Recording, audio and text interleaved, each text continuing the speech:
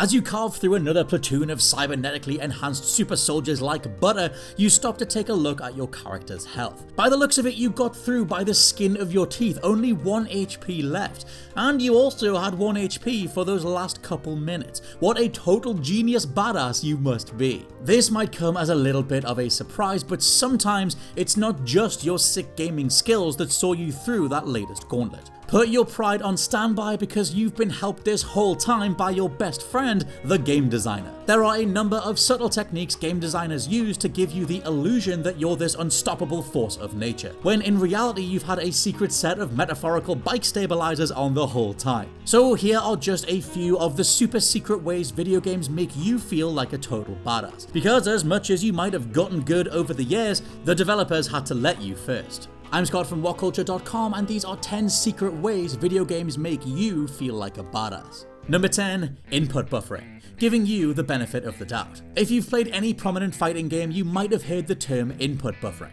Input buffering is effectively when you queue up another input before the previous one has registered. In Street Fighter 4, for example, if you want to punch then immediately Dragon Punch, you could input the Dragon Punch command before Ryu's first animation has finished, and he will automatically Dragon Punch immediately after. It sounds super simple, but it makes all the difference. Think of it like inputting moves faster than the game feels like it can play them, but the whole thing syncs up anyway. In a ton of games though, this kind of rapid input can sometimes lead to sloppy execution. Fear not though, because many very kind developers make up for this by allowing close enough inputs to queue up as valid buffered inputs instead. So even if you don't pull off the exact motion you wanted to, the game will say, look, hey, at least you tried, awarding you with a buffered, queued up attack anyway. You know what all this means? You can never blame your controller again because it was you all along. Number 9. AI companions take the heat off you. If there's one thing Terminators hate more than flesh bags, it's other good Terminators. Let's call them Protectinators getting in the way. The same is true for a lot of companion and enemy AI. In a lot of instances, the enemies will simply prioritize attacking your AI companion over you. It might sound annoying, and we've all got instances of AI companions not doing what we want, but what if all of that was intentional? Ever been in a big team fight with nothing but your dumb as hell AI companion to help, screaming, just help me, kill something, do something, be useful, only to realize actually they're working pretty damn well as a distraction? Sometimes this is because they are designed to take the majority of the aggro, and particularly if you're on low health or resources, the enemies will suddenly decide not to bother murdering you, opting for your friend instead. This can be seen quite openly in Borderlands 3 with the Beastmaster flag. As you level them up, you can choose how much your pet redirects attention by putting points into their aggro stats, which is a refreshing way to display/manage a secret trait that most companion AI hides in other games. So next time when you see them soaking up all that damage, it's actually for your own good. Number 8. When RNG isn't so random. Random number generation, which is in itself a bit of a false term, has gotten one hell of a bad reputation over the years, thanks to its use in more malignant facets of our favourite hobby.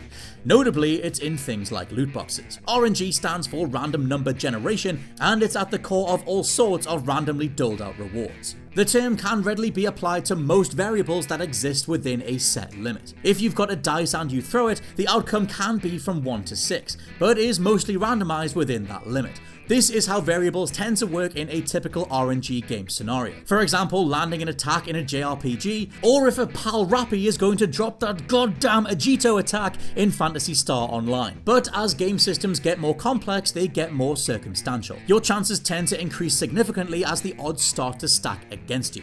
How often have you been playing a game like Pokemon and you need a critical attack to win the fight against a particular gym leader, only for that to be the exact thing that comes out? Turns out that one of the most genius features of RNG is actually changing the random numbers within the random number generating system. Number 7. The secrets of collision meshes. Okay, so this one is very specific, and I can give you an example of a single circumstance. But still, it is super novel and it's very interesting, I promise. So collision meshes are what determine what can collide with what in a game, and they're usually a much more simpler shape/size when compared to the art/visible model that you see on screen. When a character punches another character, two completely invisible collision meshes have registered a collision inside the model that you see, totally independent of the actual punching action on screen. I hope this makes sense. According to friend of the site and game developer Tommy Miller, he was once talking to a colleague who told him about a famous franchise involving a lot of aerial dogfights. It turned out that when locking onto an enemy craft, the enemy's collision mesh would gradually increase in size with time, effectively making it easier to hit. This meant that as long as you were chasing or firing at that foe, you got an increasingly higher chance of actually hitting it. The same thing was true of the player ship too, but in reverse. The more enemies that were chasing you, the smaller your collision mesh / hitbox would gradually become, to make it seem like you were this super effective evasive G. Point being that even the stuff you're seeing on screen isn't always what's being affected. Number 6, pick a priority and auto grab. This one probably seems like common sense and a basic quality of life feature by this point to most gamers, but it's not universal yet, and every time it's not done right, it always sticks out. Games that feature a manual item pickup system, normally by navigating your cursor or crosshairs over the item and pressing a button, often cause a great deal of frustration to gamers. Especially when the action's heating up and you're just trying to pick up one specific type of ammo, yet the game insists on picking everything else up instead. That is why some games have a hierarchy system implemented for item pickups. Normally, health / lives are optimal priority, then ammunition / weaponry, then junk / sellable items or collectibles. This way, if there's a ton of items stacked on top of each other, you don't have to swear loudly as you accidentally pick up 7 more frying pans rather than the bullets that you sorely needed. In addition, some games grant a bit of leeway in positioning, in that you won't have to look directly at the item for it to register as the thing you want to pick up.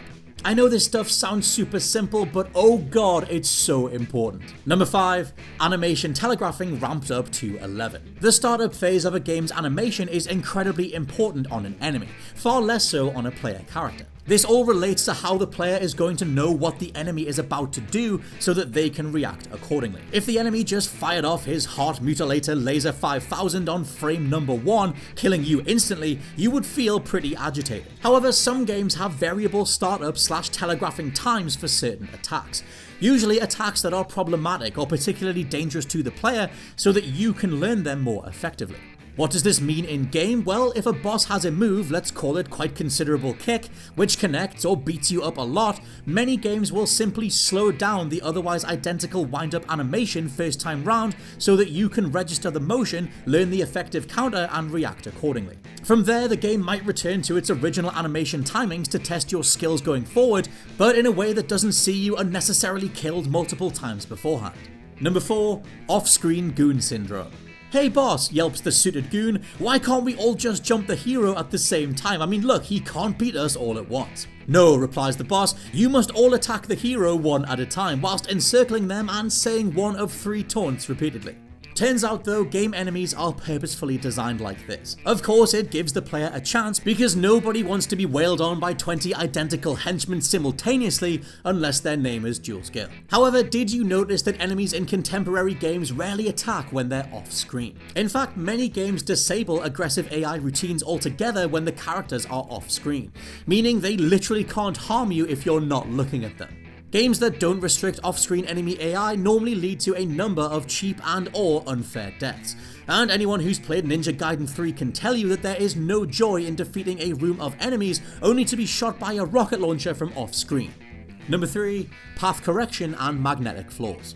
So we talked a little bit about collision meshes before, but this topic is more to do with navigating the environment, the special little graces that players are awarded in order to have a smoother experience. For example, have you ever played a platformer where you jump just a tiny bit too high or overshoot a ledge a tiny bit and yet you still landed fine? Or maybe you're trying to dash through a tiny hole in the wall you've aimed a little bit off, but the game lets you through anyway, correcting your movement path by nudging your character a little bit in one direction instead of snagging you on the wall and dropping you to your doom. A good way to illustrate this is Overwatch's Tracer. She can teleport short distances, but if you teleport her diagonally towards a wall, she'll quote-unquote slide along it and then continue forward a little instead of stopping dead. This is one of the most useful and yet subtle boosts that players will get when navigating an environment in a way that feels as smooth as possible.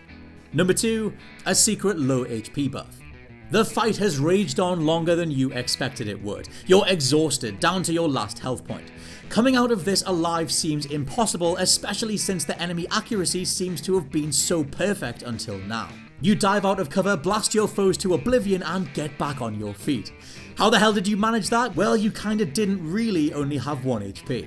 Most video games in the modern era have some form of hidden low health invisible reserve, which basically means that when you have super low health, you probably have much more than you assumed or than what the bar or counter shows. One game series famous for this is BioShock, which gave the player, and I quote, about 1/3 of their health at the 10 HP mark, giving the player a last gasp incentive to fight through to the end despite being in a better state than they actually thought.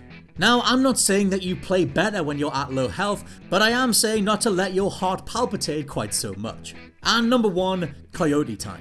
Popularized by Wile E. Coyote, the starving canine doomed to spend purgatory trying to murder the Roadrunner for sustenance, Coyote Time refers to the split second of grace time given to a player so that they can actually jump even if there's no ground beneath them. So ubiquitous is Coyote Time now that it feels unbelievably punishing to play a platformer without it. For example, when a player leaves a platform, that brief window to press jump can be anywhere between a frame and half a second.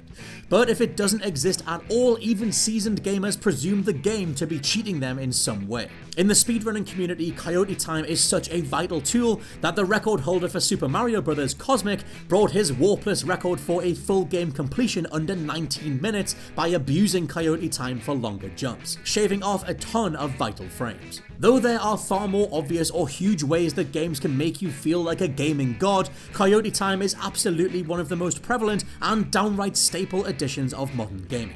Therefore, it deserves a number 1 spot because it always means that Crash will not fall into that spiked pit. At least in theory.